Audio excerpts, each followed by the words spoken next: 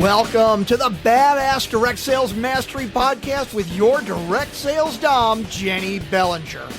Badass Direct Sales Mastery is a podcast for rock star direct sales moms who are determined to make their business kick ass.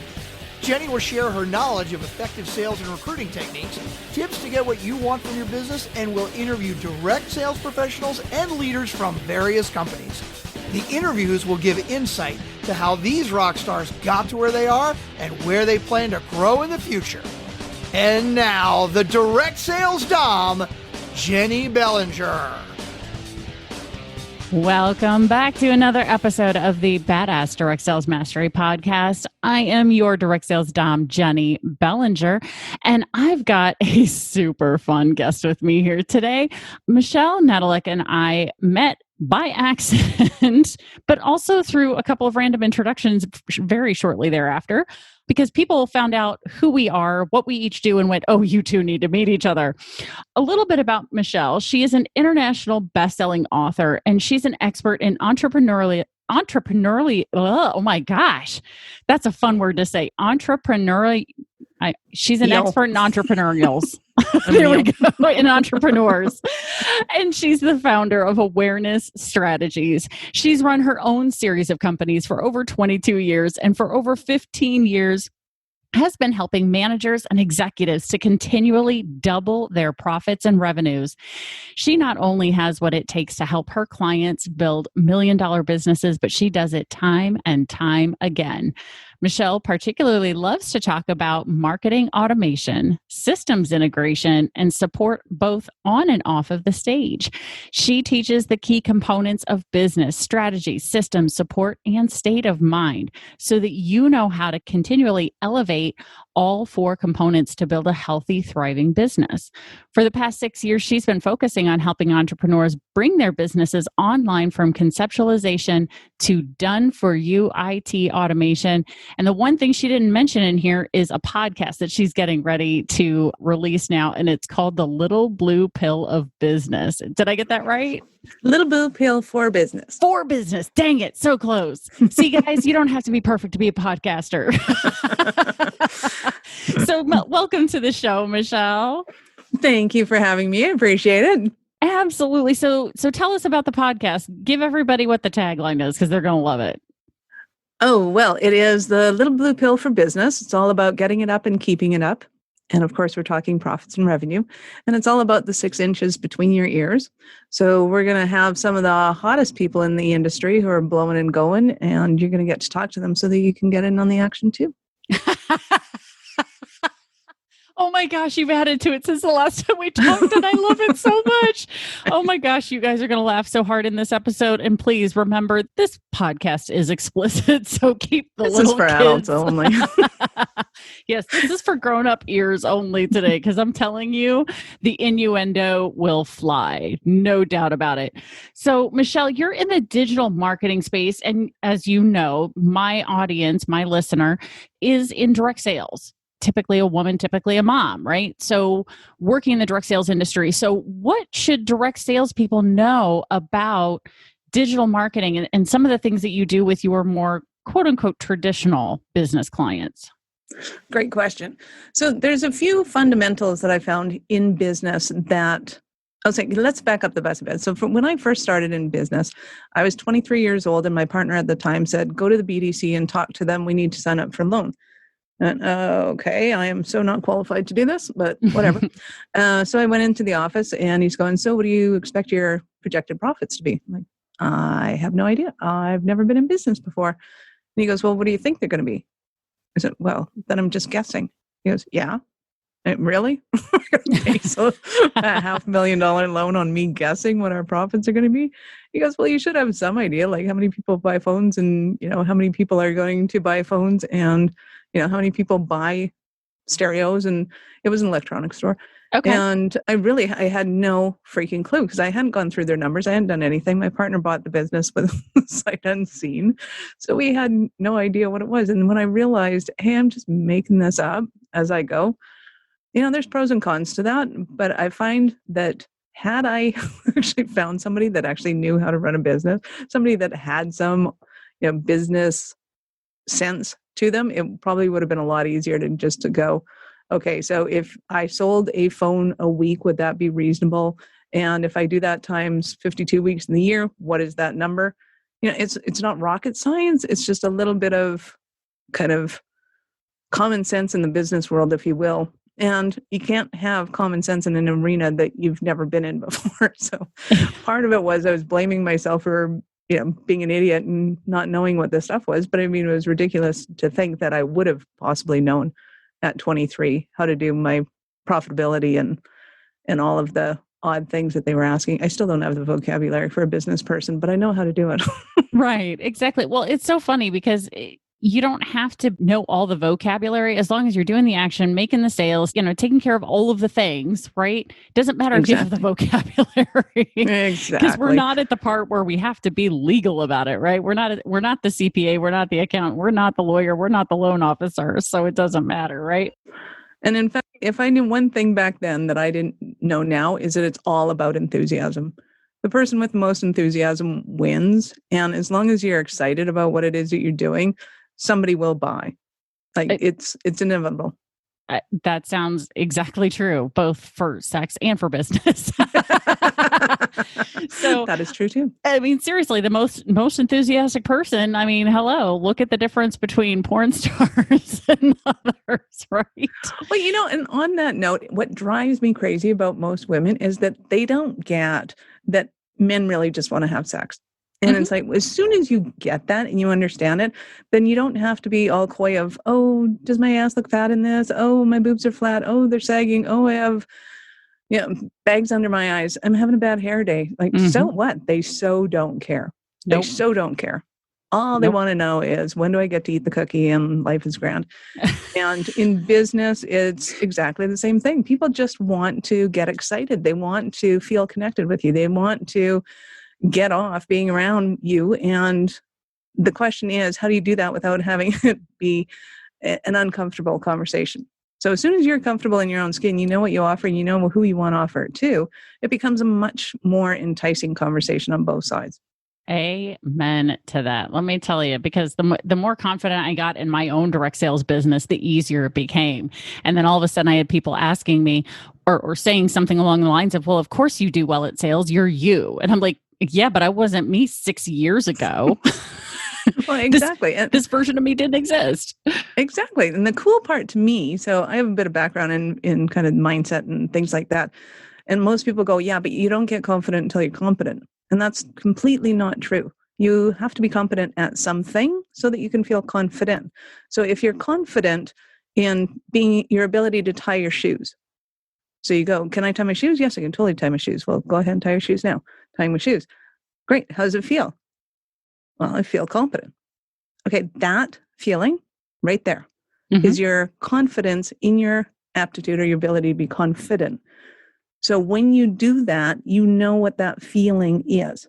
So if you could describe where it is in your body, and if there was a temperature to it, if there was a weight to it, if it was a size, if it was a shape, what size and shape of that feeling of confidence being, knowing that you know how to tie your shoes. Sounds kind of ridiculous, but try with me. So when you think about tying your shoes, are you pretty confident that you can tie your shoes? Oh, yeah. Nice. Okay. And when you feel that confidence, where do you feel it in your body? Now, you may not be familiar with feelings in your body, and that's okay. Go to something that you don't feel confident in. Do you think that you could wrangle a tiger if there was one in front of you right now? No. Okay. So you know what a no feeling feels like. And what's the difference when you go back to tying your shoes and you feel that confidence? What changed in your body? Well, for me, it was with the confidence of the shoe tying. It came from my heart space. The tiger part came from my belly. Nice. Right. Awesome. If we're literally going to body spaces. So the confidence came from heart space, and it was just, yeah. Nice. Okay. So if there was a size, a shape, or a color to that space feeling, what color, shape, or size might it be? I'm going to say red, which everyone listening is probably freaking the fuck out right now because they probably all thought for sure it was purple. But when I thought about that, it was red. Nice. Okay. And so I want you to feel that red feeling in your heart space. Is there anything else about it? Is it moving? Is it still? Is it light? Is it heavy? It kind of expanded, started in the center and expanded out as I thought about tying my shoes. Because it's like, yeah, I learned that when I was like, what, 5? Nice. You know? So now your listener is going to go in and they're going to think, okay, now when I think about talking to somebody about my business, you're going to go through this, but I'm going to run it through you with the tiger because we started there. So we're going to finish there. Sure. So now put yourself in front of a tiger. Mm-hmm. And I want you to feel that space in your heart, that beautiful red feeling, and feeling it expand. Wow.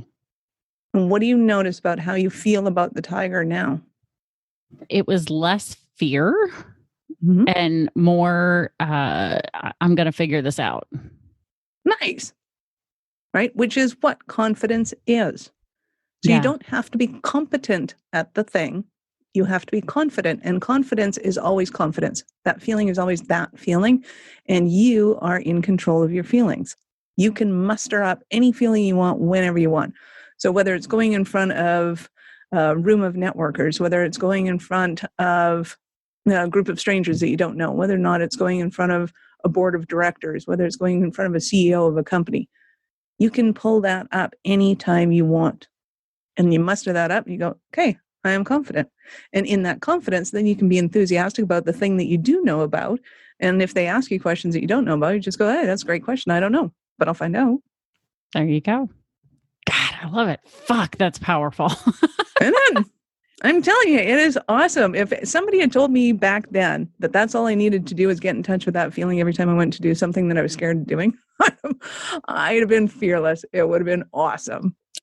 Yeah, seriously. Just the thought of doing that, because one of the things I've been working my way through this year is my book and writing my book. And it's my first time ever writing a book. And so I've been struggling with the fact that, well, I've never done this before. And there's the fear of how is it going to be received and right? All those things. And now I'm just like, I'm going to go at it from my heart space.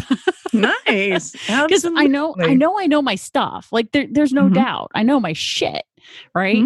Obviously, I wouldn't still be in business as a direct sales coach and expert and trainer if I didn't know my shit 3 years in, right? So now it's just a matter of I'm just not feeling comfortable or wasn't feeling comfortable or confident with my ability to put that into words because I'm so used to just speaking it into existence. So it's just a matter of getting it down on paper, right? So God, that's bloody freaking brilliant. So I love that. I really hope the listener attaches themselves to that idea of whatever part of their business that they're struggling with. And most people who come to me are struggling with either their sales or their sponsoring or a little of both, and potentially their leadership. They don't feel confident in one of those 3 or 2 of the 3, or maybe all 3 of those areas. Right. Yes. And that's why they're seeking out a coach, or at least once they get introduced to me are like, yes, hallelujah. You're the answer to my prayers. Right. And that confidence, that's beautiful. I love that. Thank you for sharing that. My pleasure. And realize that no matter where you are, you're always going to be afraid of something. I mean, it's part of human nature and it's just part of the spectrum of emotions. You can't get rid of, half of the spectrum of emotions, or it's like saying you're never going to feel yellow again, or you're never going to see blue again. Like, why would you do that to yourself? It is absolutely a natural and awesome part of being human. And it's in the tendering of finding the fears and overcoming those fears that you get to find new and better fears to have, like fears of tigers. And, I said to somebody, it's really nice to be able to go into a room of people that you would be intimidated by, or that I would be intimidated by, and feeling completely different about it. And they're going, but you are so rock star confident. I'm like, well, I don't know. I've never met Bill Gates before. I've never met Howard Stern. I don't know how I'm going to react in front of these people. I may be gobsmacked and sit there and drool on myself, and who knows what's going to happen. Right. But so we all have to draw on these things when the time is right. And the more we can do that, the bigger and bigger our comfort zone becomes, and the easier and easier it is for us to be able to do the simple building blocks that make up a business, which is going out, talking to people, asking them questions, listening to their answers, finding out whether or not you're fit. Okay. Holy shit. All right. What I pulled out of that was this is awesome. No, seriously, guys, I really hope you guys are listening into this. Make sure you go back and listen to this again. what I pulled from that, and of course, what I pulled from it is probably not what the listener pulled from it, but what stood out to me in that statement was your comfort zone gets bigger and bigger. And how often, I can't even tell you how often in direct sales we hear from our mentors, leaders, trainers, whatever, everything you want is outside of your comfort zone. Mm-hmm. Everything that you want is outside of your comfort zone. Well, I think they're assuming that everybody's comfort zone stays really small, because I'm like, you know what? Some of the things I want is not outside my comfort zone. Like the idea of going and speaking in front of a direct sales company conference doesn't scare me. Mm-hmm. Right? What does scare me is the fact that it won't happen, and that there's going to be all these people who are never going to have access to what I have to share with them. Right? Mm-hmm. But this assumption that our comfort zone is small and that it doesn't grow. Oh, Fuck. absolutely it grows. Absolutely. So the whole point of setting goals is to find those things outside of your comfort zone that you want, and then start to open up your comfort zone in that area and in that arena. And as I tell my clients, the more often you do this and the more goals you set, eventually things like, well, I want to run a marathon, but I don't have a clue how. I want to earn $1 million, but I don't have a clue how. I want to earn 100,000. I don't have a clue how. I want to talk to this person over there, but I don't have a clue how. Well, awesome. That's a great goal, because you don't know how. You know it's a goal when you don't know how to do it. If you already know how to do it, then it's a task. Now, the day will come when those goals become tasks. So for me, the idea of making another $100,000 in my business is a task. And it's not going to get me out of my comfort zone at all, because all I'm doing is more of the same. Whereas to be able to do something that I've never done before, then now that's a goal. And now I'm going to go out and I'm going to do the thing. And just like a marathon racer, eventually it just becomes a task to, oh yeah, I have a marathon tomorrow. Oh yeah, I'm going to be running next week. Oh yeah, because that's what they do. Yeah. They're now in their comfort zone. And that's okay. Celebrate that victory when you get there, but then recognize when you're starting to go, oh, okay, so I've done enough marathons. This isn't a thing anymore. And I'm not saying you have to be a complete freak and go after everything, but to understand and challenge yourself, maybe it's going after a triathlon, or maybe it's going after an ultra marathon. Anything that is something beyond where you're at right now, so that you don't become stagnant. And you don't have to do that in every area of your life. Of course, again, you don't want to go insane, but it's just to be able to identify the difference between what a task is and what a goal is. And on that note, the difference between a short-term goal and a long-term goal. Because when you have long-term goals, your income will go up, I don't want to say exponentially, but equally. If all of your goals are Friday, you're broke. If your goals are, by the end of this year, I want to create X, you're probably in about the $70,000 to $100,000 range. If your goals are 20-year goals, now you're working up to millionaire status. And I'm not talking about 20 years from now, I want to go for a beer on Friday. I'm talking about, if I start right now, I may have a hope in hell of achieving this in 20 years. Those kind of goals are what will get you to the higher income status.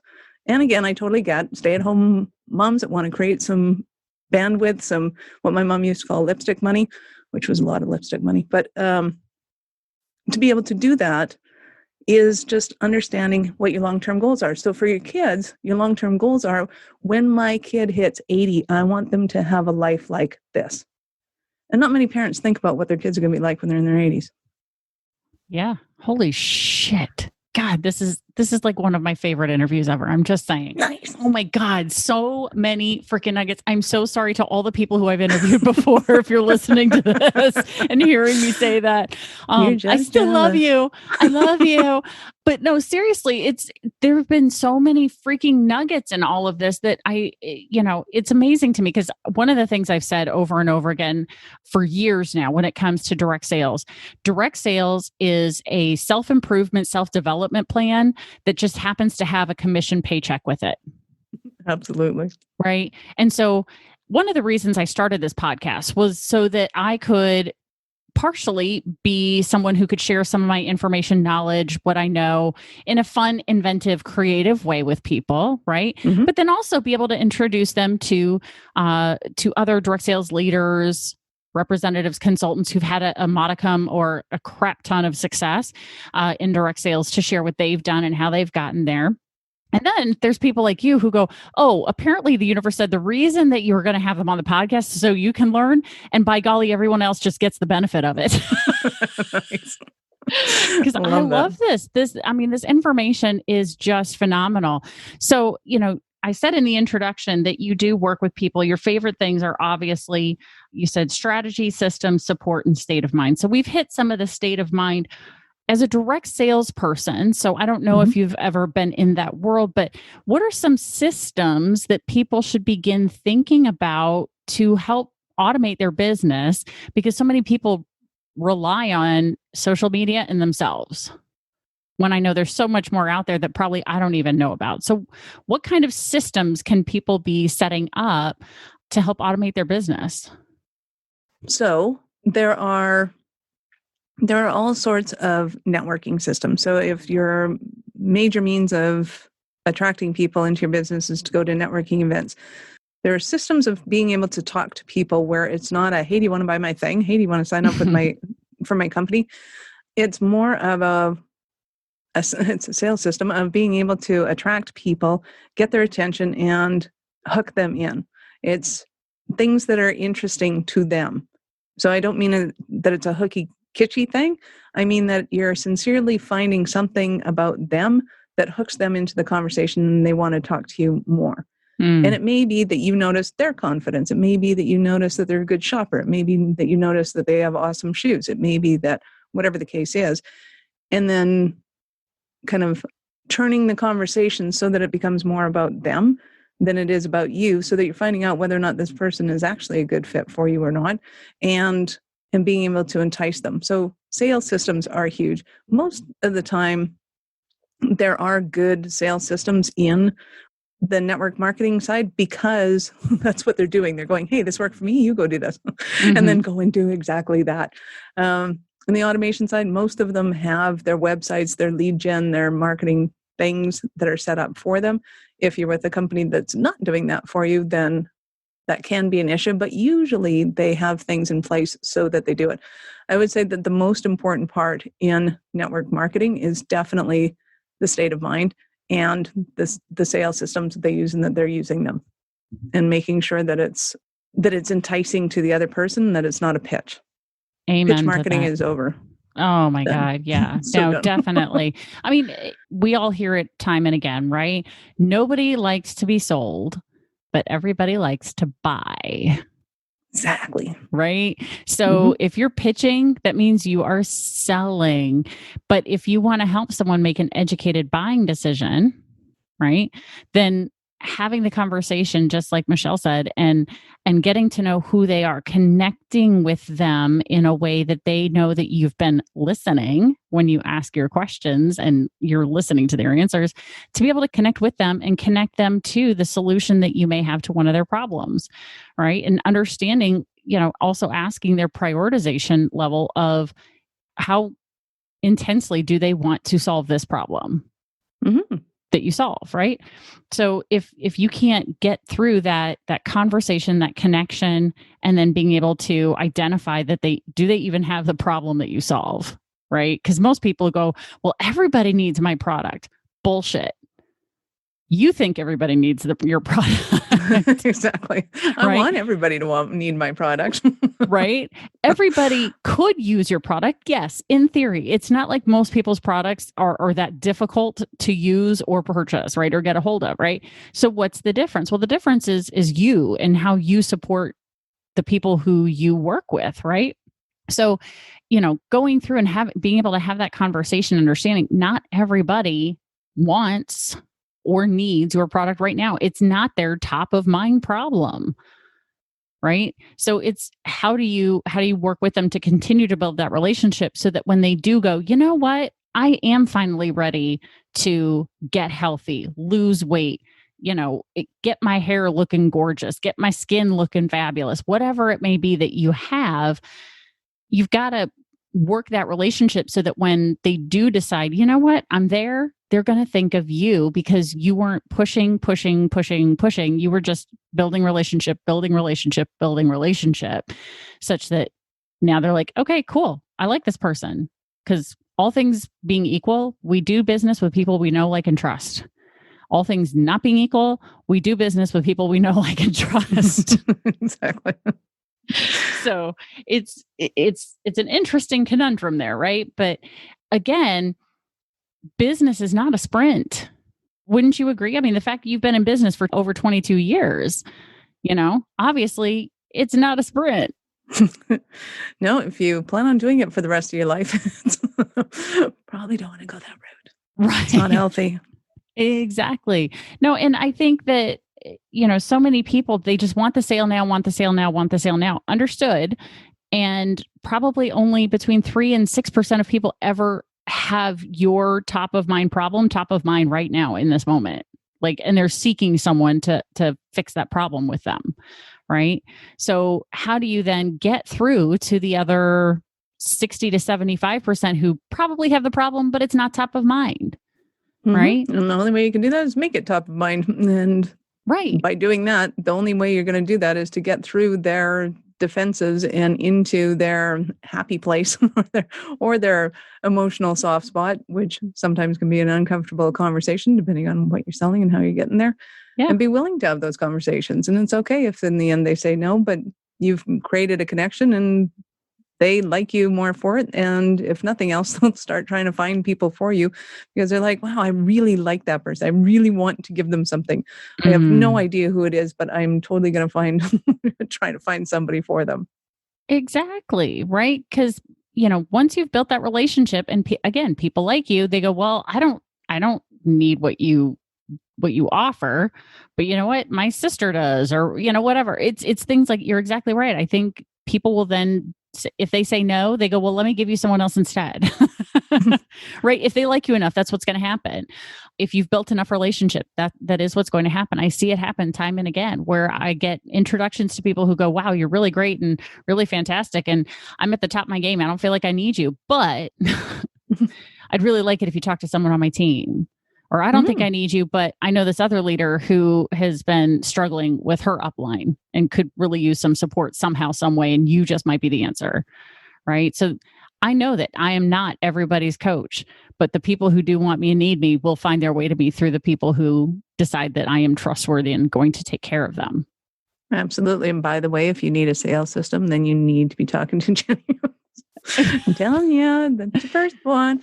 And then get out of your head and go, I would never say that to somebody. Okay, why not? Let's start going through it and digging out this stuff. And this is where all of the fun stuff starts happening in business. It's not about, okay, I just got to go and do this.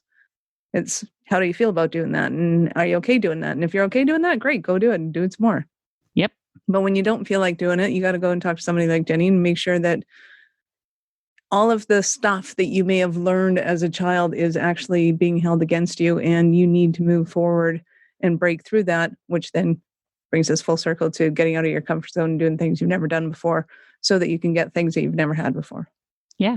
And expand that comfort zone so it becomes something within your comfort zone, right? Exactly. I seriously just love that concept. That is fucking phenomenal. I love it. Oh my gosh. Well, I think, Michelle, I'm going to have you come back. Because this is just, there's so much, and I know there's so much more we didn't even get to talk about with what you do and what you offer for people. But before we go, you do have a wonderful, awesome opportunity for people to get in touch with you and a little freebie for them. You want to talk about that? I do. And in fact, I'm going to throw a 160 or something like that.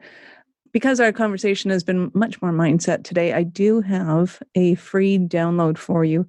If you go to Business Ownership Mindset, businessownershipmindset.com, you can go and get a digital copy of my book called Business Ownership Mindset. And it's all about understanding the evolution from consumer up to entrepreneur and what kind of mindset changes you need to make in order to become successful as an entrepreneur, and then eventually as business owner, if that's where you choose to go.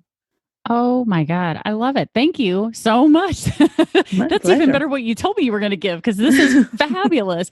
I'm not even kidding you, because one of the biggest struggles that I have in working with my clients is shifting them, because so many people, 95 to 96% of people in the world are in risk avoidance mode. So the few people who are willing to take a risk on a direct sales business are often coming not from another entrepreneurial space or coming from another business owner space. They're coming from an employee space. And many times they are in employee situations where they're not in the business of running a business. They show up, they clock in, they do what they're supposed to do, they clock out, they get paid. That's it. Right. And running a business and having that entrepreneur mindset versus employee mindset is a very different thing. Shifting from, well, oh God, I don't know if I can spend that on my business. Well, if you don't spend it on your business, it's going to go a whole hell of a lot of nowhere. Right. So an entrepreneur goes, well, you know what? Sometimes I just got to take a shot, and maybe spending X, Y, or Z, investing in my business is where I need to go, because it's spending versus investing. Absolutely. One of the biggest errors I find in that, you guys love the book, by the way, and it'll also help, especially if somebody has like a 9-to-5 job and then they're trying to be an entrepreneur after hours.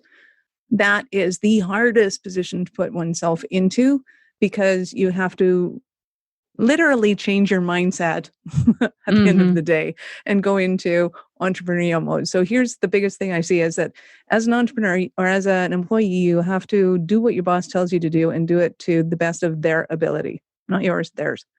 And by waiting for that kind of instruction, what entrepreneurs will then tend to do, if that same person then shifts and goes into entrepreneurial mode, they'll go and check their email and go, what do I have to do? And they're waiting for their clients to tell them what to do. Yes. And that will kill you. You will not do anything in your business, and you will be broke longer with that mentality than any other one. And to be able to get out of that, you have to start your day and go, okay, what do I want to create right now? And that might be in the next year, it might be in the next month, it might be in the next 3 hours, that's okay. But when you focus on what do you want to create, then you go and do it. That is a totally different mindset than checking your emails and seeing what clients want what and what emergencies there are and what alligators are biting. It's a complete 180. I love it. Oh my God. So you guys got to go to businessownershipmindset.com and download her free ebook by the same name. Is that right, Michelle? Yes, all it right. is. Business Ownership Mindset book. And imagine having access to this brilliant fucking mind right in your phone or your Kindle or your laptop, however you're going to read this awesome We'll just book. snuggle into bed together and it'll be awesome. I know, right? Oh my gosh. I'm going to be going and downloading it myself now, because Awesome. I need to have access to this. This is amazing, because I've been in business for 10 years, and you'd think most of this would be like, duh. But it's so funny. You don't know what you don't know. You don't think about what you don't think about. Yeah, exactly. Well, and it's ridiculous to think you would. It's like, if all of a sudden you decided, hey, I want to speak Russian, does that mean you're just going to naturally be good at it because you've decided that that's what you're going to do? Well, no, you've never been exposed to it in your life. Why would you know it? And it's common sense to them. Yeah, they live it all their life. Of course, they know how to say it, right? It's the exact same thing. Business is not necessarily common sense. There is things in business that are business common sense, but you really got to start wrapping your head around it first and give yourself the leniency to be able to do that. Absolutely. And just, again, keeping in mind that this is a marathon. And what do you do when you're in a marathon? You train and train and train. And you read books, you listen to podcasts, you take online courses, you do what you can. You have lots and lots of hot tubs. Yeah. And there's so many options out there for you to keep training and training and training and training and understanding and learning in different areas of your business. And getting into that business ownership mindset is key. It's key, because the people who can never get there, those are the ones who I see are in and out of the business in 3 months, 6 months, 9 months, a year, because they don't want to switch, or they don't choose to switch, right? Because it's just too scary. Switch. Right. Yeah. Right. I used to be super jealous of people that lived in rich families, because I knew that the seeds of wealth, if you were given at the dinner table. And it's like, you can't have that conversation when you're not in a rich family. When you're raised by employees, you have employee conversations. Yeah, I can be a really great employee, but I can't be a really great entrepreneur without those little tidbits of something. And it's not necessarily the huge kind of monumental ones of, do you understand business acumen and the words? It's not about that. It's about the little things like, hey, you don't quit until you're done, because, 5 feet after you quit, that's the finish line. Yeah. And it's just like those little things you go, oh man, I wish I'd known that so many times. God, I wish I'd known that one. Right. Right. Absolutely. Well, Michelle, thank you. Thank you so much for being here and sharing this knowledge with my listener today and with me, frankly. I mean, if nobody else listens to this, at least I'm going to take this and run with it if we're going to go with that. Okay. Although I don't run. Y'all know if you see me running, it's because something's chasing me. But seriously, this has been just a phenomenal conversation, and I would love to have you back, because I think that there's a lot that you have to offer in a lot of different ways that will make this a lot of fun for people. Nice. Absolutely. I would love to. Yay. And now, when is your podcast coming out? It's in August? Yes, August 11th, The Little Blue Pill for Business. The Little Blue Pill for Business on August 11th. Make sure you set a reminder on your phone to go look for it in your favorite podcast app, because we all know you listen to podcasts because, hello, you're here. We got you. Yeah, go listen to The Little Blue Pill of Business, because also, guess what? I'm going to be on it, y'all. And it is fun. We had so much fun talking, and that's why I had to have Michelle here. So I really appreciate your time, Michelle. And we're going to get you booked for another time later on, when we can get some more of these awesome, amazing, golden covered nuggets of business awesomeness. The golden shower of business awesomeness. Nice. Amen to that. Most people would say no, except in this case, they're going to be like, yep, cover me, baby. Exactly. Give me that whole shower. All right. Well, thank you so much, Michelle. I really appreciate your time. And listener, make sure you stay tuned for the next badass episode. It's coming right up. Thanks for listening to the Badass Direct Sales Mastery Podcast with your direct sales dom, Jenny Bellinger. Why are you waiting to go to badassdirectsalesmastery.com? Don't make the dom get her whip. If you enjoyed this episode, make sure to share it with another rock star that you know in direct sales after you subscribe to the podcast, so you won't miss any future episodes. You can also check out the show notes for links and any contact information mentioned in today's episode. We'll see you next time.